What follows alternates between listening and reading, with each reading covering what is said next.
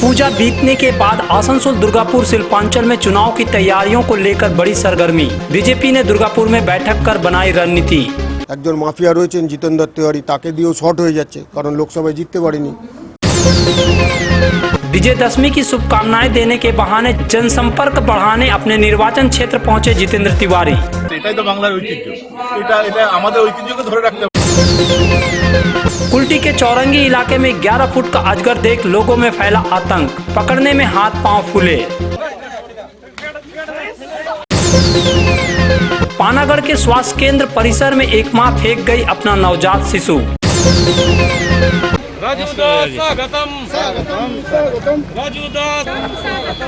जैसा कि उम्मीद थी, दुर्गा पूजा बीतने के बाद आसनसोल दुर्गापुर शिल्पांचल में राजनीतिक पार्टियां पश्चिम बंगाल में अगले साल होने वाले विधानसभा चुनाव को लेकर तैयारियां जोर शोर से शुरू कर देंगी। गुरुवार को ये दिखाई दिया है। इस दिन दुर्गापुर में बीजेपी के 7 जिला संगठनों के पदाधिकारियों को लेकर एक जरूरी बैठक की गई। इस बैठक में विशेष रूप से हिस्सा लेने के लिए आए थे बीजेपी के केंद्रीय नेता शिवशंकर, साथ ही बांकुड़ा के बीजेपी सांसद सुभाष सरकार, पश्चिम बर्धमान जिला अध्यक्ष शंकर घरुई समेत अन्य पार्टी नेता मौजूद थे। प्रदेश उपाध्यक्ष राजू बनर्जी ने भी इसमें विशेष रूप से भागीदारी की। बैठक के बाद राजू बनर्जी ने कहा कि तृणमूल कांग्रेस किसी भी तरह चुनाव जीतना चाहती है। वो जहां जंगल महल में नक्सली छत्रधर महतो का सहारा ले रही है, तो वहीं दार्जिलिंग पर्वतीय क्षेत्र में विमल गुरुंग का इस्तेमाल करने जा रही है। राजू ने ये भी कहा कि दक्षिण बंगाल में तृणमूल माफिया के जरिए बीजेपी कार्यकर्ताओं को डरा धमका कर दबाना चाहती है ताकि वो चुनाव जीत सके, लेकिन बीजेपी कार्यकर्ता डरेंगे नहीं, बुलेट का जवाब बैलेट से देंगे।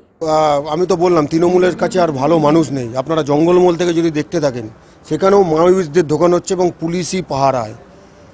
আসানসোলের মতো জায়গায় মাফিয়া এলাকা, একজন মাফিয়া রয়েছেন জিতেন্দ্র তিওয়ারি, তাকে দিয়েও শর্ট হয়ে যাচ্ছে কারণ লোকসভায় জিততে পারেনি। বীরভূমে রয়েছে আর একজন মাফিয়া অনুব্রত মণ্ডল, তাকে দিয়ে জিততে পারেনি। স্বপন দেবনাথ, তাকে দিয়ে জিততে পারেনি। এই বেলটায় পুরো মাফিয়া, মানে তৃণমূলের মাফিয়ারা রয়েছে, তাদেরকে দিয়ে জিততে পারেনি।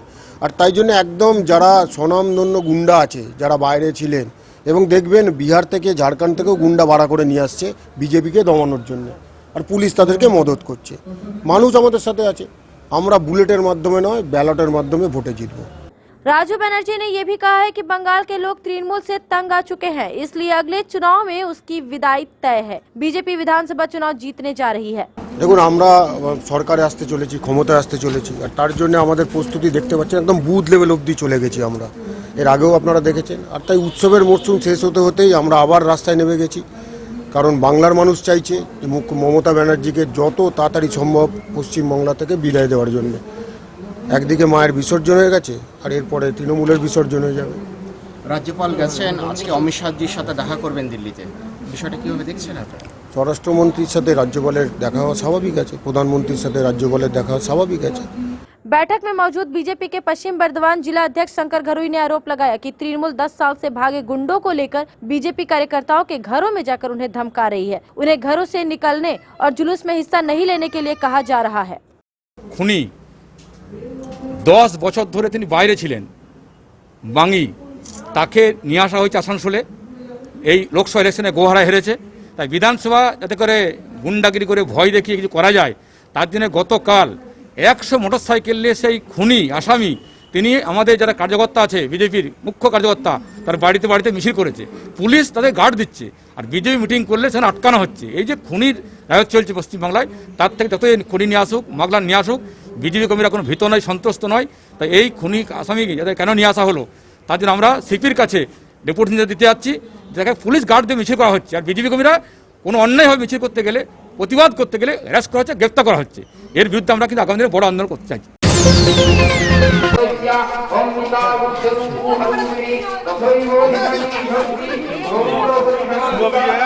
अभी अभी आपने देखा कि किस तरह से दुर्गा पूजा का समापन होते ही बीजेपी ने अगले विधानसभा चुनाव की तैयारियां शुरू कर दी है। लेकिन पांडेश्वर के तृणमूल विधायक जो आसनसोल नगर निगम के पूर्व मेयर हैं और वर्तमान में प्रशासक हैं, जितेंद्र तिवारी भी कहां पीछे रहने वाले हैं। अब दुर्गा पूजा समाप्त हुई तो अपने निर्वाचन क्षेत्र पांडेश्वर में विजयदशमी की शुभकामनाएं देने के लिए जितेंद्र तिवारी गुरुवार को पहुंच गए। इस बहाने उन्होंने अगले विधानसभा चुनाव के लिए अपना जनसंपर्क भी बढ़ाया। तिवारी ने लावदोहा ब्लॉक के विभिन्न विभिन्न ग्रामों व कस्बों में जाकर लोगों को विजयदशमी की शुभकामनाएं दी, उन्हें मिठाइयां भी बांटी। इस दौरान लोगों ने भी उनका गर्मजोशी से स्वागत किया। तिवारी ने गोराई पाड़ा में एक लक्ष्मी मंदिर का भी उद्घाटन किया। अपने निर्वाचन क्षेत्र में जाकर लोगों से मिलने के दौरान जितेंद्र तिवारी ने कहा कि बंगाल की संस्कृति है कि विजयदशमी की शुभकामनाएं दी जाती हैं, लोगों की खुशी में शामिल होते हैं, यही बंगाल की खूबसूरती है।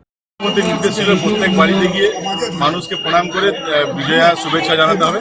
তো সেটাই আমাদের দলের তরফ থেকে আজ থেকে শুরু করলাম। আমরা আমাদের পাণ্ডবেশ্বর প্রায় 60,000 বাড়ি আছে। প্রত্যেক বাড়িতে আমরা যেখানে পারবো আমি যাব, আমাদের আরও সংগঠকরা আছেন তারা যাবেন। সব জায়গায় গিয়ে প্রত্যেকের বাড়িতে শুভেচ্ছা বিনিময় করবেন, সবাইকে দুর্গোৎসবের শুভেচ্ছা জানাবেন, বিজয়া প্রীতি শুভেচ্ছা জানাবেন এবং তার সঙ্গে একটু মিষ্টি মুখ করাবেন। সেই কাজটা এই গ্রাম থেকে আমরা শুরু করব। প্রথমে ধূপ তারপরে মিষ্টি, কি বার্তা দিতে চাই? প্রথমে ধূপ তারপরে মিষ্টি, সবটাই শুভ। তো ধূপটাও শুভ কাজে লাগে, আর মিষ্টি মুখও তো আমাদের প্রথা আসছে, দাদু আমল থেকে এটা চলে আসছে। এটাই তো বাংলার ঐতিহ্য। এটা আমাদের ঐতিহ্যকে ধরে রাখতে হবে, অন্য কোনো কারণ নেই। এর মধ্যে কোনো ধর্ম দেখা হচ্ছে না, কোনো বর্ণ দেখা হচ্ছে না, কোনো দল দেখা হচ্ছে না। সবার জন্য দিদি, সবার জন্য মমতা বন্দ্যোপাধ্যায়, সবার জন্য, সেটাই আমরা বার্তা দিচ্ছি। दरअसल जितेंद्र तिवारी अपने निर्वाचन क्षेत्र पांडेश्वर में दुर्गा पूजा के पहले से ही काफी सक्रिय थे। उन्होंने दुर्गा पूजा से पहले एक अभियान चलाकर इलाके की महिलाओं, बच्चों, पुरुषों में कपड़ों का वितरण किया था। उम्मीद है कि जैसे जैसे चुनाव करीब आएगा, उनका अपने निर्वाचन क्षेत्र में सक्रियता और बढ़ती जाएगी। आसनसोल नगर निगम के तत्वाधान में मिशन निर्मल बांग्ला को सफल बनाएं। हमारी प्रतिज्ञा, हमारा गर्व। एक बात सभी याद रखें, कचरा जहाँ तहाँ ना फेंके। कौन सा कचरा कहाँ डालना है अच्छी तरह से समझना है। स्वयं जागरूक हो, औरों को भी जागरूक करें। रिड्यूस, रीयूज और रिसाइकिल प्रक्रिया को अपनाएंगे, सुंदर स्वस्थ आसनसोल बनाएंगे। आसनसोल नगर निगम के ग्रीन और ब्लू बीन का सही इस्तेमाल करें। प्लास्टिक का व्यवहार ना करें। आसनसोल नगर निगम सदैव आपकी सेवा में उपस्थित है। Clean Asansol, green Asansol. दुर्गा पूजा के आगमन पर नए एक्सक्लूसिव ड्रेसों के साथ फुल्ली सैनिटाइज और सोशल डिस्टेंसिंग का पालन करते हुए श्री बालाजी फैशन आपका स्वागत करता है। वाजिब दरों पर फैंसी साड़ी सहित अन्य ड्रेसों की खरीदारी करें। आज ही आए बालाजी फैशन, हर घर की पसंद। GT road opposite Subhash institute, Asansol. नमस्कार, हम लोग कोविड-19 के लेके फुल सैनिटाइज करके स्टोर फिर से ओपन किए हैं। आप लोग हमारे यहाँ आइए, साड़ी, सूट्स, लहंगा के लुत्फ उठाइए और हमारे यहाँ सारे वेडिंग कलेक्शन भी अवेलेबल है।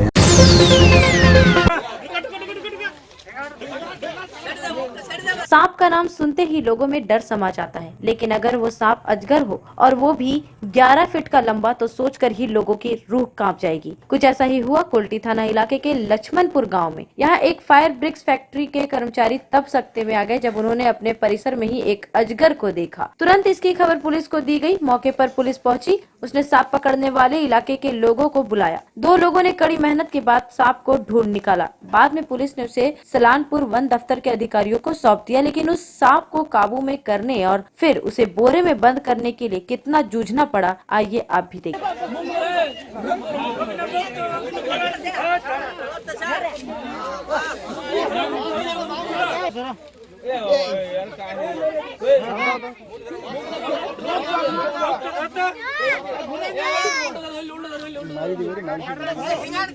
काका मोबाइल हटाओ काका।